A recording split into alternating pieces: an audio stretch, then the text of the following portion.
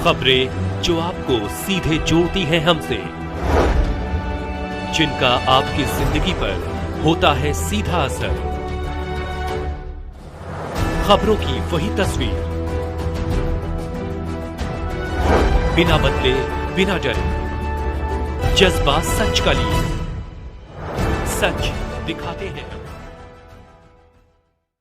पत्रकार वार्ता प्रेस विज्ञप्ति कबीर उत्सव का शुभारंभ वाराणसी के रुद्राक्ष सभागार। देश के सभी राज्यों में 75 से 100 स्थानों पर होगा सांस्कृतिक कार्यक्रमों का आयोजन। केंद्रीय राज्य मंत्री अर्जुन राम मेघवाल करेंगे उद्घाटन में 16 अक्टूबर को। कबीर मध्य युगीन भक्ति साहित्य धारा के महान संत कवि थे। उन्होंने हमारी सनातन संस्कृति को रूढ़ी मुक्त करके समाज की विषमताओं को दूर करने में फकीरी अंदाज में अखंडता के साथ चोट की। उनके कथन आज भी उतने ही प्रासंगिक है।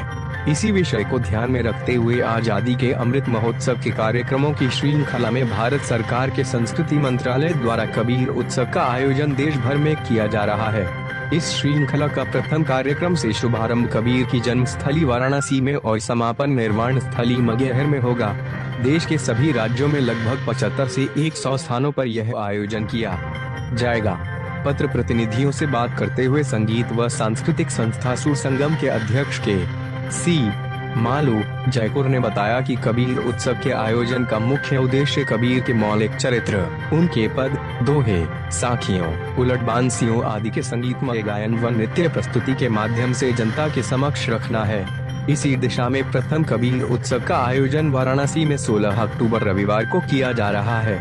इस समारोह में कबीर से जुड़े सांस्कृतिक आयोजन के साथ साथ कबीर के बहुआयामी व्यक्तित्व के साथ सनातन परंपरा व राम के बारे में कबीर के दर्शन को भी प्रस्तुत किया जाएगा।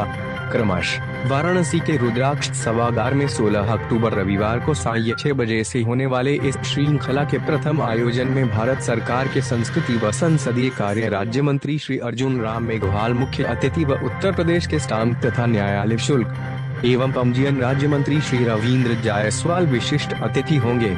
इस विशिष्ट संध्या में कबीर के पदों, दोहों व साखी आदि के संगीतमय प्रस्तुतिकरण के साथ कबीर पर एक आकर्षक बेले नृत्य भी डॉक्टर विधि नागर एवं उनकी टीम द्वारा प्रस्तुत किया जाएगा।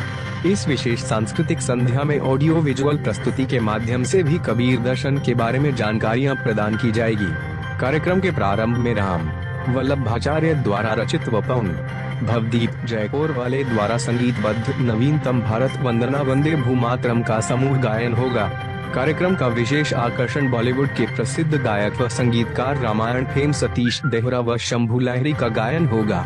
साथ ही रीवा की लोकप्रिय पार्श्वगायिका मुकुल सोनी, वाराणसी की डा श्वेता जायसवाल, प्रियांशु घोष व पूजा राय भी कबीर के भजनों को रोचक प्रस्तुतियां देंगे।